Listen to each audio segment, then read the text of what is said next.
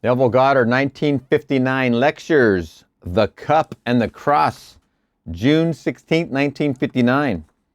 We firmly believe here that imagination creates reality. We believe that man is all imagination and that God and man are one. There is no difference in nature. The difference which we recognize is in the degree of intensity of the operative center of imagining itself. We are keyed low. When keyed high, an imaginative act on our part would be an immediate objective fact, but keyed low, it must be realized in a time process. But it cannot fail. If we remember the act and remain faithful to that act, a man can be what he wants to be in this world. No matter what you have done, you are one with God and you are all imagination. Keyed low or keyed high? I think keyed low is what we are in when we're not aware. And when you get this under wraps and you get this whole idea of creating your own reality, your own life, your own harmonious experiences that are in line with your objective, your desire, I think you become keyed high even in the body.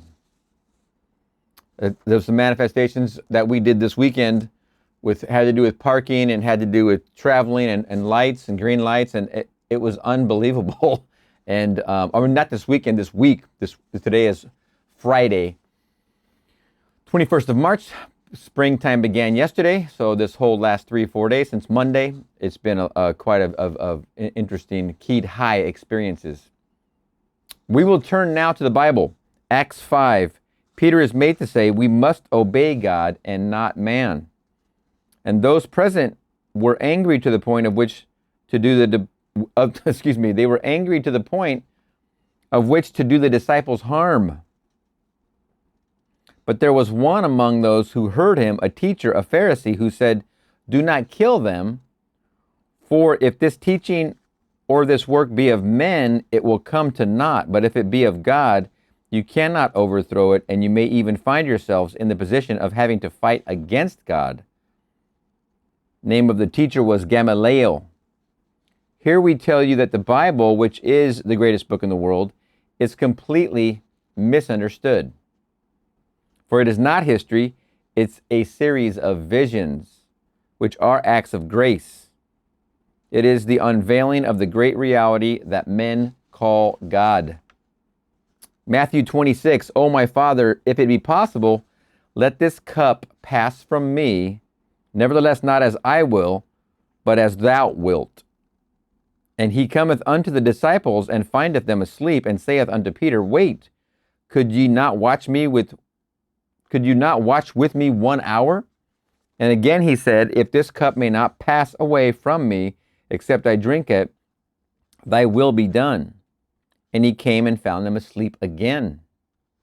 You think that an individual 2,000 years ago went through an agonizing, frightful experience to save the world? No. The story is all about you. You are the being spoken of. The central figure of the Gospels is that presence in man, which is man's own wonderful imagination. But at the very limit of opacity in which it functions in this world, it is called the death of God. For to make man alive, he had to completely forget that he is God. The awakening of man to the height that is God will come, and our purpose for being here is to learn how to awaken. Cup means to imbibe, and he is called in the Bible the wine bibber, he who drains the cup. The man who said, do not touch them, etc., was Gamaliel, which comes from a word meaning to wean, as a child is weaned. So now it is able to go out and feed on other food. We are here to mature. We are here to mature and to be weaned from what we have formerly thought was true. Years ago, I was sent to do this work that I am doing. I was told, go and down with the blue bloods. It means the traditional state. We speak of blue-blooded horses, blue-blooded people, meaning the fixed and accepted states. I was told to go out and tear down all the traditional misunderstandings of the greatest story ever told to man. You want to talk about responsibility? Ho!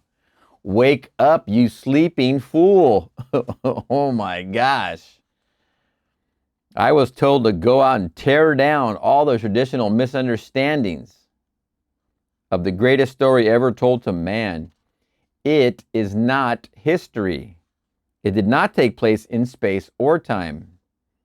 Go and tell them the story of Jesus Christ in man. If it be possible for this cup to pass from me, let it pass. But if I must drain the cup, I will do so. What is it I must do? I tell you the story that I have come to give you. I tell you that the story I have come to give you is the story of revision. You see a man, and he looks as he should not look to anyone in this world. My senses reveal him as he appears to me and others. I am confronted with the cup. Must I accept the appearance and perpetuate it in the world? Or must I revise it and nail myself on the revised image? I must. So, I am crucified with Christ, yet not I. I am crucified with Christ, yet not I, for Christ liveth in me. And the life I now live, I live by the faith of the Son of God who loved me and became man. So each time I see another as he should not be, I am confronted with the cup. And I must now imbibe to the fullest and become the wine bibber. And so yield to the image and so live by it that I see this man now as he should be. I must drain the cup. I must crucify myself on that image, even if I do not live long enough to see it resurrected. For it will be resurrected. Every imagining lovingly you're doing for another, no matter who it is, homeless, brother, sister, mother, father, it doesn't matter who it is. Every time you imagine lovingly for another, you are draining the cup. And you are crucifying yourself on that image. Every time you imagine lovingly for another. Something we weren't trained to do. It's something we're learning right now to do. Just do it. Crucifixion without resurrection would be the very triumph of tyranny. There must be resurrection. For I will awaken, and so will you. Not one will fail to awaken. And then we will take every being in this world and take the ideal of that being, and so yield to it that we nail ourselves to that imagined state and remain faithful to it. So that no matter how long it takes, it will be done. That is the cup you and I are called upon to drink. It is offered to you tonight, not 2,000 years ago. You drink it for yourself or for a stranger. The man you want to be, that man you will be, if you will nail yourself to that state. That is reality. It seems crazy. Men reject the teaching of Christ and of Christianity, for the churches have no concept of this teaching. It has nothing to do with ritual. We conquer only by the sword of forgiveness. Identify the other with the ideal that he has failed to realize. And to the degree that you do it, you have truly forgiven him. Though as yet no one sees him as you now see him. Still, if you will walk faithful to it, you will make it real in your world. Do it for everyone. Everyone is immortal. That's why it's called the eternal now. He is not contained in his little body, in this little body. I am not, you are not. I am scattered all over my Father's visible and invisible universe. So reject me here, and you will find me there. So I must, in my mind's eye, resurrect you. And you must, in your mind's eye, resurrect me. Not one can be left behind, for we are all scattered, and we must gather that which is scattered into the perfect body that my Father saw when he became it.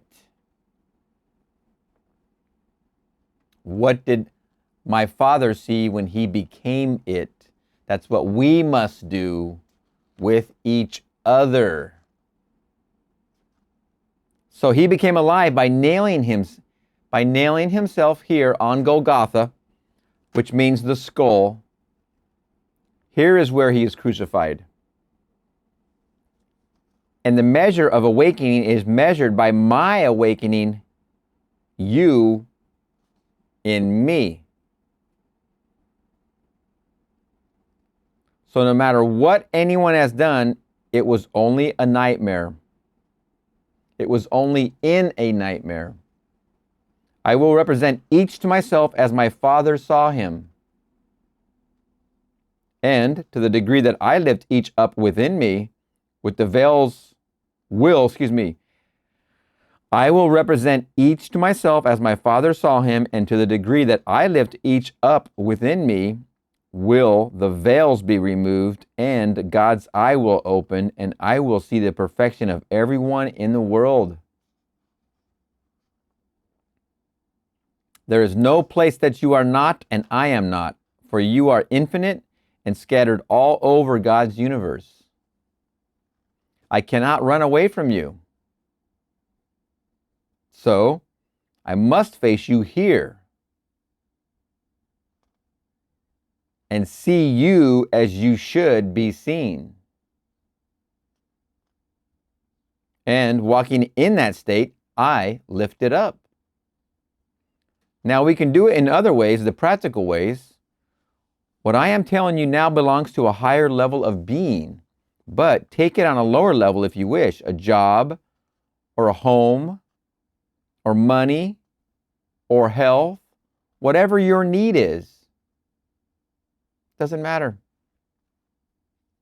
We are entitled to it. For God gave it to us. He gave us the kingdom. For you and I are citizens of heaven. I was actually sent to this sphere to tell you, no matter what your race or your background is, you are a child of God.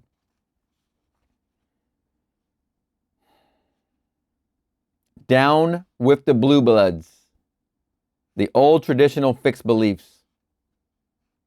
No matter who tells you otherwise, their concept is completely wrong. Every man living is God made visible, black, white, red, or yellow. Man goes through different stages of awakening.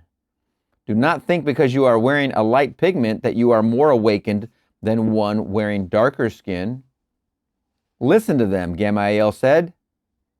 And it means to wean, to ripen.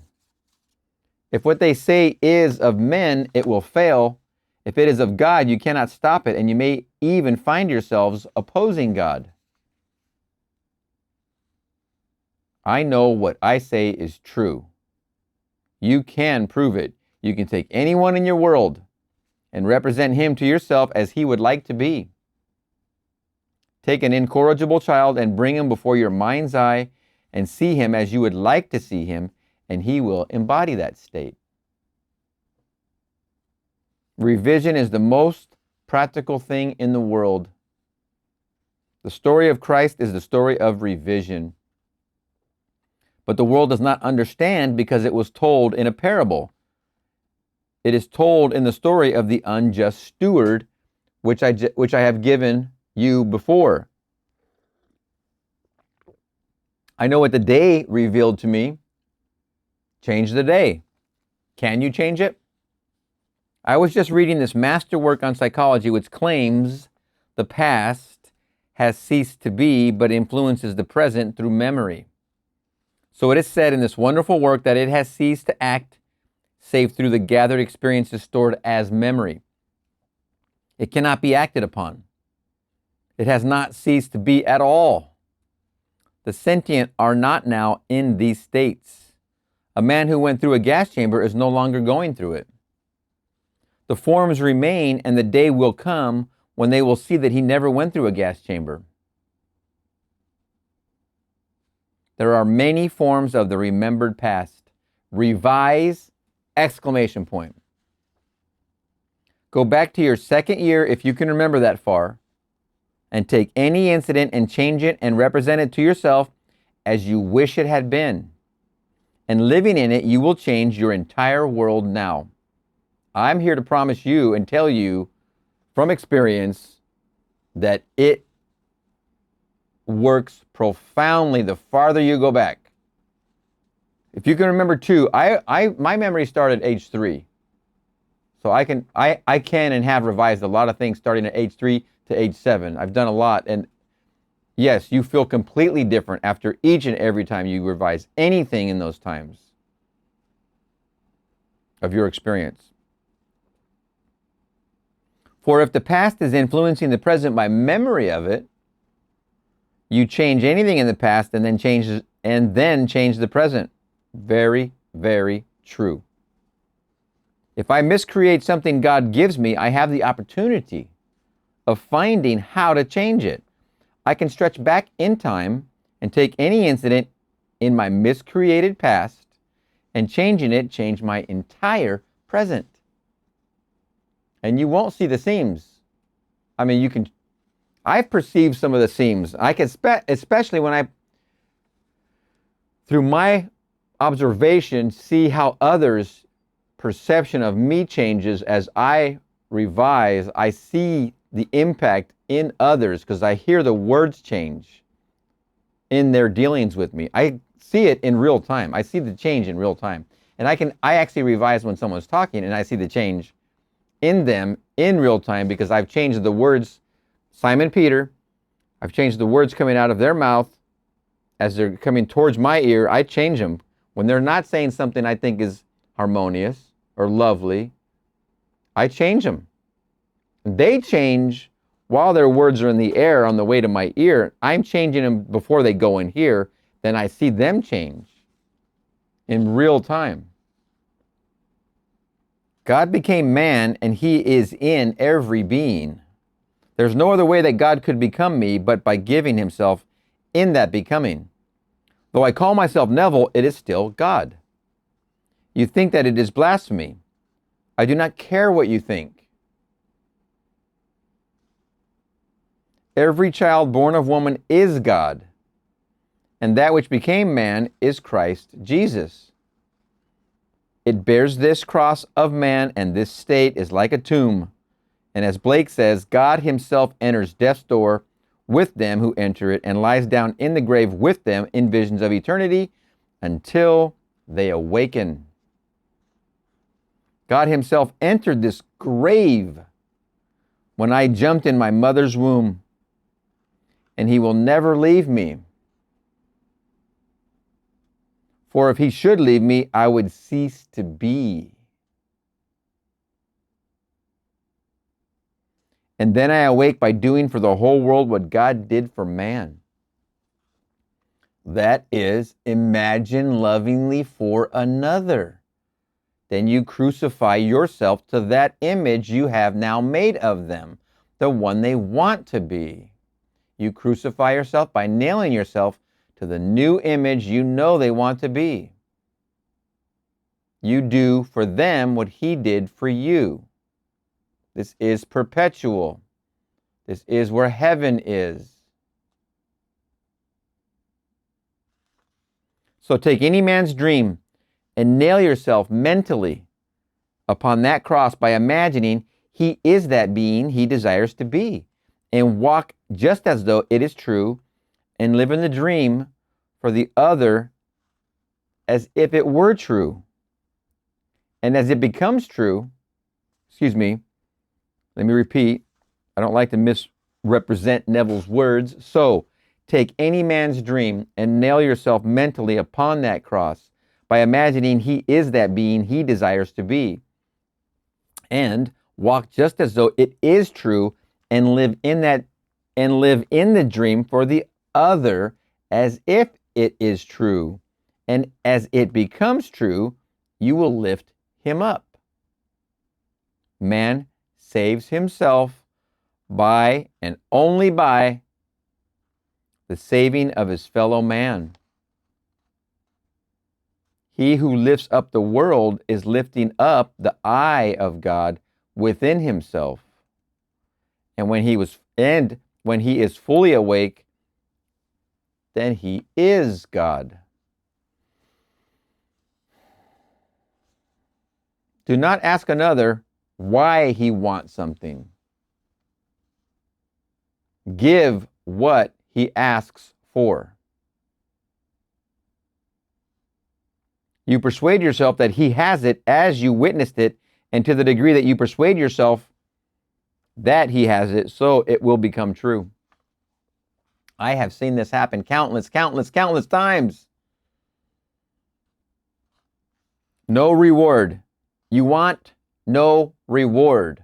Most of the time, I don't even tell them I've done it. Most of the time, all I do is smile and say congratulations when it's revealed to me.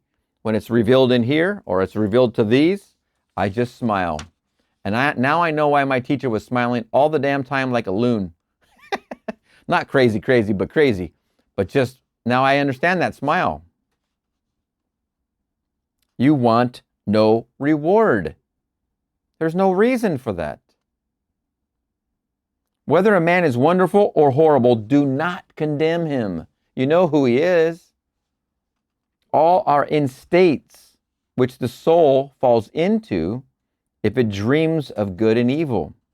In its dreams of good and evil. You make it your business to see that everyone is already the ideal he wishes to embody, no matter what that is.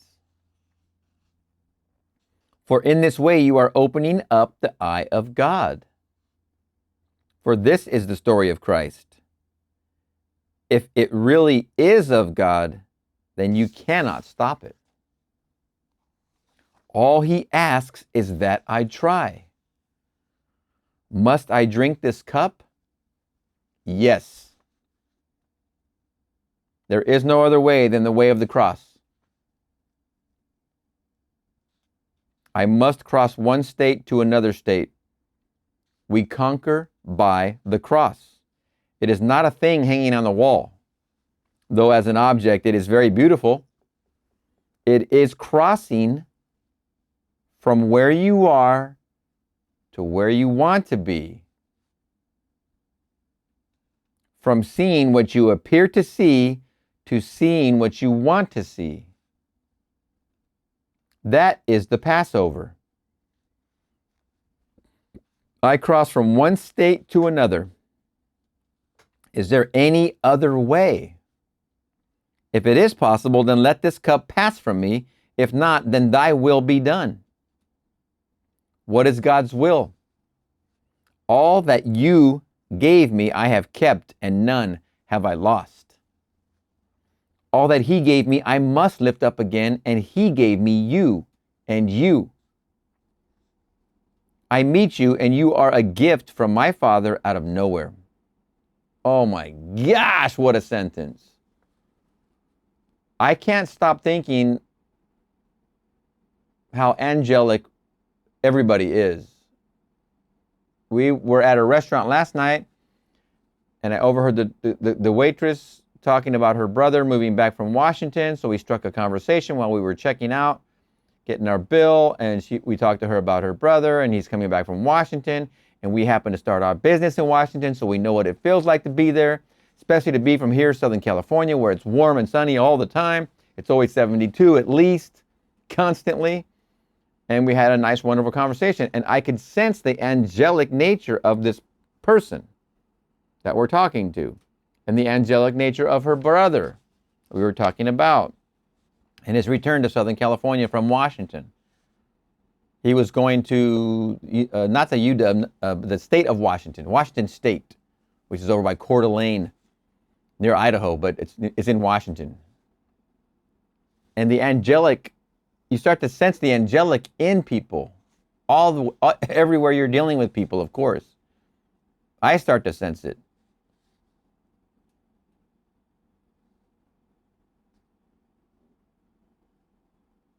If it is possible, then let this cup pass from me. If not, then thy will be done. What is God's will? All that you gave me I have kept, and none have I lost. All that he gave me I must lift up again, and he gave me you, and you. I meet you, and you are a gift from my Father out of nowhere. And just a very short conversation with the waitress about her brother. I don't know what, why, how. I have no idea, but the magic of the moment, there it is. I meet you, and you are a gift from my Father out of nowhere. I must lift you up, for I will meet you beyond all the veils, for you are an infinite being. I must lift you up, for I will meet you beyond all the veils. For you are an infinite being.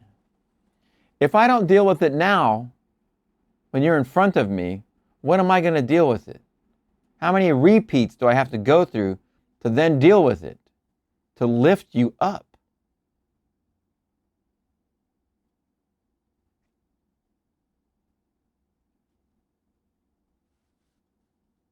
You have an immortal body, and there's no place in God's universe that you are not.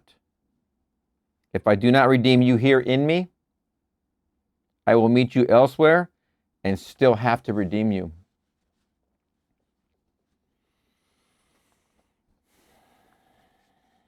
Well, the most practical teaching in the world is also the most profoundly spiritual. There is no transforming power in death. Even Seth said, Seth, the greatest teacher, one of the greatest teachers, besides my teacher Sylvia, and of course Neville. There's so many great teachers. Oh my gosh, forget about it. I can't even list them. There's no priority. There's a lot of great teachers. There's no transforming power in death. And Seth says, oh, I forgot. No, I did not forget. What was his thing? I forgot. It left me. I'll bring it back before we're done. I'll come back to that. There is no transforming power in death. Think of your home right now. At this moment, it is subjective to you as you are seated here. You do not see it with these physical eyes. It is subjective to this room. But really, in your heart, you do not think it is subjective as the world speaks of it. It is out of the range of your senses. But you know it's right where you left it. It is the same with all the worlds of my Father. Subjective and objective are determined by the level on which consciousness is focused. Everything is objective to my Father. And when I awake, my dream may seem unreal and therefore subjective, but it is not. If I am interested, for then it shall become to me objective. For that is only defined by the level on which consciousness is focused. While my dream lasts, it is not objective. I recently told a story that if you can touch something and hold on to it and awaken, you will awaken in your dream world and find it completely objective. A lady wrote to tell me she tried it and proved it. I know from experience it cannot fail if you try it, and you will prove that subjective and objective are just names. To the psychologist, objective is just you from the cradle to the grave. But think of this fantastic universe extending beyond 100 million light years. It is estimated by a great scientist that if each star represented one tiny grain of sand and only those stars which are visible to this world were included, this sand would cover England to a depth of several hundred yards. If you are only on this little speck, then what are you? They spoke only of stars, not including the planets. And then someone says they have 1,000 acres. The common man, which means us, sees things about us as so solidly real. We feel it is real if we can touch it. But the scientist says it is not solidly real at all, but is only an aggregation of molecules and atoms and electrons moving rapidly in space. They say our experience of a solidly real object is actually what they call electromagnetic fields between my fingers and the object. But my fingers is of the same material as the object. If both are all space, then the one we spoke of just owns 1,000 acres of all space. Possessions mean nothing. What is important is the awakening of God in man. And this is why you and I are talking right now. When man begins to awake, he does not desire to possess the earth. He is the earth. And he is heir to everything, for his Father gave it to him. Finally, you awaken and claim it. Let no one tell you that this person is better than that one. The sun shines on the just and the unjust. If you salute only your brother, if you love only those who love you, how are you better than another? You are doing nothing that all do not do. But it does not matter. It's only the awakening that matters. It is only awakening that matters. So take every person in the world and try to awaken him in you by lifting him up. So crucify yourself for him. For that is little death. For that is a little death in the divine image. As you go through these little deaths, seeing what you should see and dying to what you formerly saw, then God sees, and then you find nothing to condemn. For no matter who man is God playing every part. So there is a complete misunderstanding of the greatest story in the world. The gospel does not tell how Christ came at all, but how he comes. The gospel does not tell how Christ came at all, but how he comes. He must come in the mind of every being in the world.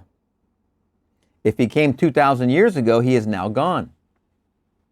But if he comes in the mind of every man, that is important. He comes as God came to man by so loving him that he became man and died by believing that he was man.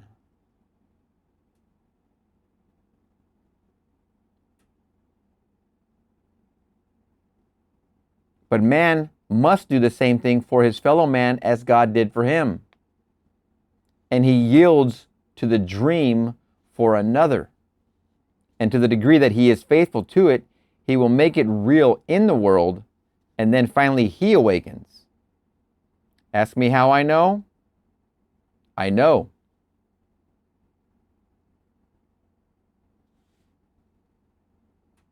Years ago on a little freighter in the Caribbean, I retired early. And then I found myself outside my body, which remained on my bed. I was in a lovely twilight, and I found I radiated this twilight, for there was no sun or moon, only this light from myself. I floated in this state, I did not walk, and I heard this heavenly chorus singing, "He is risen!" exclamation point. And I knew they meant me.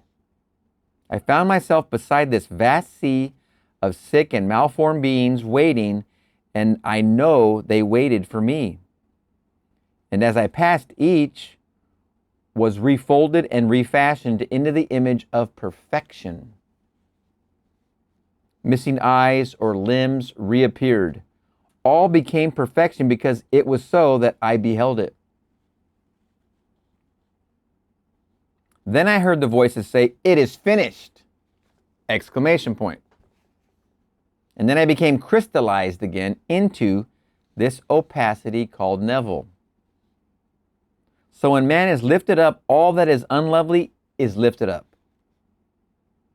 And there's nothing unlovely on that higher level. Raise it up by revision. For everyone is there, and when you raise him within yourself to that level, you will find he is completely perfect. On this level, you see only scattered portions of his eternal body, but when you rise high enough, you will find him perfect. I felt after the experience I have just spoken of that I had a fantastic fight with death and I had been victorious. What formerly was unlovely, I had overcome, and in overcoming, I had lifted every being with me. I know it's not a unique experience, for on a certain level, every being is perfect. You rise to that level as you lift up another within you. For there are no strangers. There is only God. For God became man, that man awakening may become God. You can't ignore any being here. Call him your servant, whatever you like, but he is also immortal, and you will meet him in God's fabulous universe, and then you will understand John 17. Now return unto me the glory that was mine before the world was. And of all that thou gavest me, not one is lost, save the son of perdition. That's the belief in loss. And they dwell in me, and I in them, and we in thee. Now let us go into the silence. And for my imagining, I imagine hearing from you how you have imagined lovingly for another, and how you heard them tell you what you exactly imagined in words of them and their new celebration in their new life, because you persuaded yourself of their new being that they desired to be. Imagine for another. Let's get away from yourself for a minute. Let's be selfless for a minute. Imagine for another and watch this work. Then you'll be coming back to me and reminding me how it's working. It worked. Now you're doing it all over the place.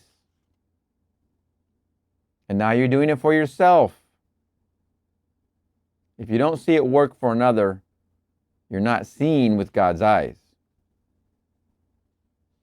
You have to do it for another. Imagine lovingly. Question: what should I do after I have made the mental structure? Is there not something to be done on the outside, such as work, etc.? Valid question. Answer: Neville, your dream compels physical changes if they are necessary to make it true in this world. It is like a child growing toward the moment of birth. It exerts such pressure that it cannot be held back. That's for all you mothers out there. Greatest job in the world. For my dream is an unborn child, and regardless, that child will be born when the time has come. These pressures force physical transformations. Profound answer. The cup and the cross. Oh my, oh my, oh my. Wow, June 16th, 1959. This is the year when Neville is going to have his first mystical experience. And I forget the date exactly when that happened. It might be at this time here.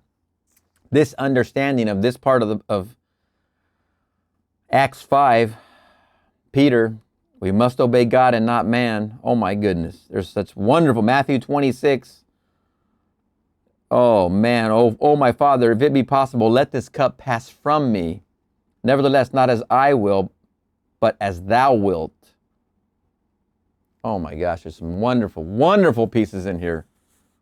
The whole thing is just... So go into your silence, 2 minutes, and imagine lovingly for those around you. If you don't do it now, I'm not going to say, when are you going to do it? I'm going to say, you're going to see it again. If you don't do it now, it's going to come around again. It's going to put itself right in front of you again. You try and ignore it, it's coming again. If you ignore it again, it's still going to come. All right. We're going to see you in the next one.